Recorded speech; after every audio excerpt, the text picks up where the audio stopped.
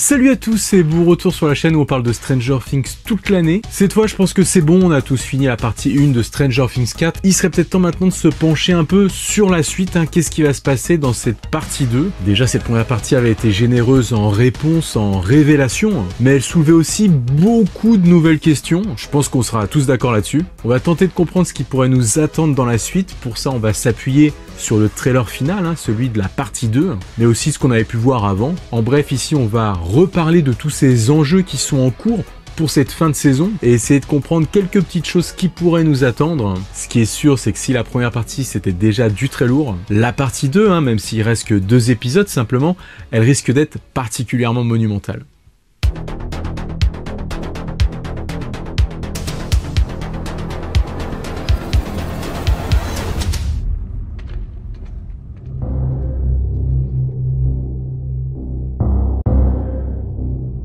Pour commencer, on va parler de Kachanka, la prison où est enfermé Hopper. Enfin, enfermé, il est en train de se faire libérer par Joyce et Murray. Comment ils vont s'en sortir et puis sur leur route, qu'est-ce qu'ils pourraient découvrir dans cet endroit? On l'a déjà vu et on le voit encore dans ce dernier trailer, Hopper semble trouver un lance-flamme. Enfin, trouver, je pense que c'est plutôt Joyce qui l'a ramené de chez Yuri, et il évoquait un lance-flamme. Vu que le Démogorgon craint le feu serait plutôt de bon augure. Mais ce qui nous intéresse là, finalement, ce qui est directement révélé dès le trailer, c'est qu'ils vont tomber dans cette base de Kachanka sur une sorte de musée des horreurs de l'Upside Down. Il n'y a pas de doute là-dessus, sur l'image on voit que c'est Hopper qui assiste à cette scène. Il découvre des démogorgons, alors peut-être à différentes phases de leur évolution. Bon, ils ont l'air morts a priori, mais ce qui est d'autant plus intéressant, c'est qu'il trouve comme ça dans une sorte de prison de verre cette autre créature de l'Upside Down, celle qu'on appelait le Shadow Monster, cette sorte de poussière d'ombre qui est vivante et qui est donc ici bien captive chez les Russes. Donc c'est vrai que jusque là dans cette saison 4,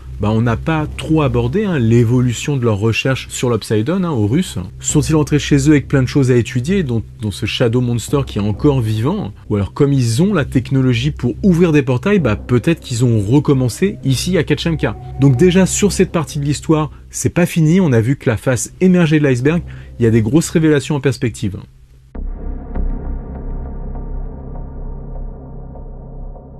Alors bien sûr, on va en parler aussi assez rapidement, Vecna, qui est peut-être l'élément le plus important de cette saison 4. Maintenant, on comprend ses origines, finalement, c'était Henry Creel. Il avait des pouvoirs, c'était le fameux cobaye numéro 1 du Hawkins Lab. Et qu'en plus de tout ça, c'est Eleven qui l'a projeté dans l'Upside Down. C'est un peu elle qui l'a créé sous cette dernière forme qu'il a, la forme de Vecna. À ce stade, on ne sait pas vraiment comment le tuer s'il a des points faibles. Tout ce qu'on sait, c'est que Nancy, elle est toujours sous son emprise à ce moment-là. On sait aussi que ce qui peut ramener les gens de son emprise, c'est la musique. Alors d'ailleurs, par rapport à ça, sur Reddit, rapidement après la sortie de la saison, il y a une théorie qui s'est mise en place. Une théorie par rapport à cet extrait de trailer où on voit Eddie sur son mobil-home, mais version Upside Down, en train de jouer de la guitare solo. Et que ce serait peut-être justement pour essayer de faire entendre sa musique par Nancy et essayer de la ramener. Alors est-ce que cette scène va servir à tenter un sauvetage? Est-ce que sinon il va sortir sa guitare à un autre moment, peut-être pour affaiblir l'Upside Down? Et puis si Eddie veut lui venir en aide, est-ce qu'il connaît un des morceaux qu'elle aime à la guitare? Ça va être la grande question. Donc on va voir comment ils vont se dépatouiller de tout ça, mais déjà il va falloir libérer Nancy de cette emprise. Après ça, la bande va avoir encore pas mal d'autres choses à accomplir, donc j'espère qu'à ce niveau-là, elle devrait rapidement retourner avec les autres. Pour ce Vecna, quel pourrait être son point faible? Alors est-ce que c'est cette horloge qu'il aime bien montrer à ses futures victimes? Une horloge qui fait partie de son passé, qui existe bel et bien dans la maison. Est-ce que sinon son point faible c'est sa main, celle qu'il utilise pour prendre possession de ses victimes? Et en cas alors, est-ce qu'ils vont essayer de lui couper un petit peu comme dans l'histoire du vrai Vecna, celui de Donjons et Dragons? Ce qui est sûr, c'est que Henry Creel, ce Vecna, on comprend pas encore très bien quel est son but. Ça nous sera sûrement révélé là, dans ces 2 derniers épisodes. Par rapport aux théories de Dustin, on comprend qu'il veut ouvrir plein de portails. Est-ce que ce serait pour assimiler les deux mondes, pour fusionner les deux Hawkins? Et donc il rentrerait avec l'Upside Down dans notre réalité. Voilà, bref, on comprend un petit peu mieux le fonctionnement de l'Upside Down, mais on n'en comprend pas encore toutes les règles.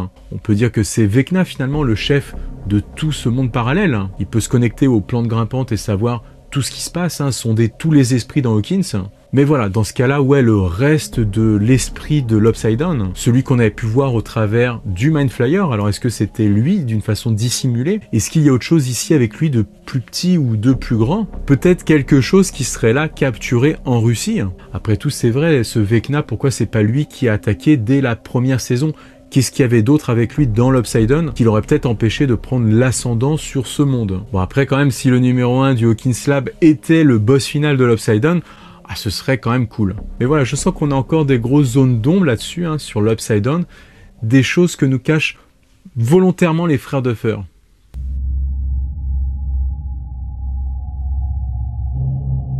Troisième chose importante dans laquelle on va encore avoir des réponses, c'est bien sûr par rapport au Dr Brenner. Bon alors finalement oui, ouf, il a sa grosse balafre, c'est bon, j'ai remis mes lunettes. Bon c'est bien parce qu'au moins ça permet de justifier comment il a survécu sans finalement en parler. On voit cette marque, on comprend. Mais maintenant la vraie question c'est qu'est-ce qui réserve à Eleven avec ce Nina? C'est quoi la finalité dans tout ça? On nous apprend qu'il veut avoir le contrôle, alors est-ce qu'il veut avoir le contrôle sur elle?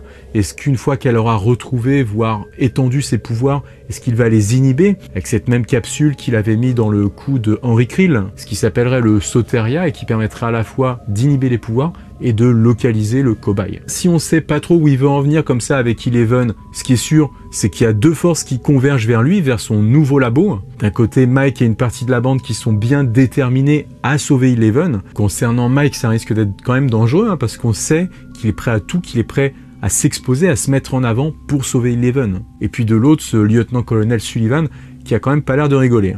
Finalement, on comprend pas trop pourquoi il torture les agents de Brenner, pourquoi il en abat sans hésitation. Ça vient quand même soulever une grande question, c'est comment Brenner a réussi à constituer ce nouveau labo.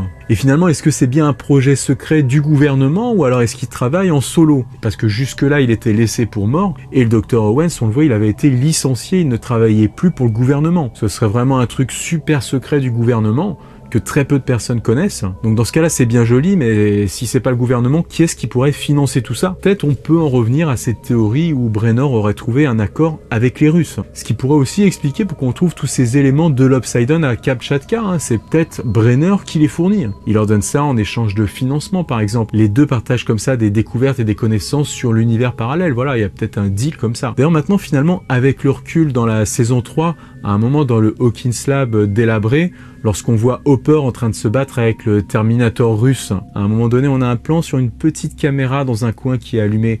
Finalement, maintenant, on peut se dire que c'est Brenner qui observait tout ça, sans doute. Et il a toujours surveillé l'évolution des événements. Donc voilà, Brenner, on sait pas trop ce qu'il nous cache. En plus, le titre du prochain épisode, l'épisode 8, ce sera Papa. Donc ce sera un épisode, justement, peut-être un peu plus autour de Brenner. Ce serait bien de savoir ce qui lui est arrivé entre-temps, ses motivations, et surtout la finalité de son plan par rapport à Eleven, une fois qu'elle aura retrouvé pleinement tous ses pouvoirs. Donc là aussi, Brenner, on n'a pas fini d'en entendre parler.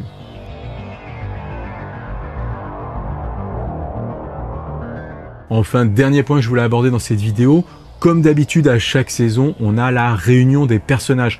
Réunion probablement à Hawkins, là pour cette fin de saison. Donc là, avec toutes les forces en jeu, ça risque de faire un bon gros bordel à Hawkins tout ça. Surtout que maintenant, il y a les habitants de la ville qui ont été remontés par Jason et qui semblent se lancer dans une véritable chasse aux sorcières par rapport aux membres du Hellfire Club. Qu'est-ce qui risque de tomber en premier sur notre bande d'amis? Est-ce que ce sont les habitants d'Hawkins, la police? Alors d'ailleurs, dans cette dernière partie sur la ville d'Hawkins, est-ce qu'on verra enfin Monsieur Clark? Normalement, on le voit à chaque saison. Peut-être que ce sera là le retour aussi d'anciens personnages qu'on avait vus brièvement. Je pense à celui de Kali, vu qu'on parle beaucoup de cobayes. Alors d'ailleurs, elle, ça pourrait être intéressant de la voir, au moins pour expliquer, par rapport aux autres patients du Hawkins Lab, pourquoi elle a développé d'autres sortes de pouvoirs. Et vu que maintenant on sait qu'on combat un cobaye du Hawkins Lab, le numéro 1, elle aurait tout intérêt à se sentir concernée par ce combat. Est-ce qu'on va avoir un duel entre Eleven et Vecna? Peut-être même dans un premier temps une confrontation à distance. Eleven a encore besoin de reprendre des forces, mais il est sûr qu'à un moment ou un autre, on risque d'assister à leur retrouvailles, surtout maintenant qu'on connaît leur passif. Et enfin, dans tout ça, quelle sera la place de Will? Parce que certes, il est quand même très en retrait depuis le début de la saison, mais voilà, on sait qu'il garde avec lui un dessin, quelque chose d'important qui va être une révélation. Alors c'est peut-être un pétard mouillé, une révélation qui a rien à voir avec la trame principale de l'histoire. Je vous ai demandé votre avis sur internet, certains me disent que c'est un rapport avec son potentiel amour pour Mike, que donc Will serait gay, et oui, la série joue toujours sur cette ambiguïté, donc on n'a pas de réponse dans l'absolu, mais c'est vrai qu'ils aiment bien laisser le mystère. Mais surtout, moi, ce qui m'interpelle, c'est que Will, depuis la première saison, il a toujours un rôle étroitement lié à l'Upside Down. Jusque-là, dans la saison 4, il n'a pas vraiment brillé. Il a toujours eu cette sorte de connexion privilégiée avec l'Upside Down. Alors est-ce que ce dessin pourrait être un rapport avec ça? Une révélation, peut-être une information importante pour le reste de la bande, mais qu'il n'attend de dévoiler qu'au moment opportun? En tout cas, en apprenant un peu plus sur l'Upside Down, bah voilà, on découvre que c'est un monde qui est figé en 1983, le 6 novembre 1983, le jour où Will a pénétré pour la première fois dans l'Upside Down. Donc à chaque fois, ça vient nous rappeler cette histoire étroitement liée entre les deux. Et ainsi, alors qu'on ne l'attend plus trop finalement depuis le début de la saison, bah c'est là qu'on peut s'attendre à une grosse surprise à propos de ce personnage. En tout cas, voilà pour rappeler un petit peu les enjeux, pour commencer à théoriser par rapport à cette dernière partie de saison. Je le rappelle, si la première partie de saison 4 était géniale, le meilleur est encore clairement devant nous. Comment va se finir cette saison 4 et qu'est-ce qu'elle pourrait amorcer pour la suite et fin, pour la saison 5 ?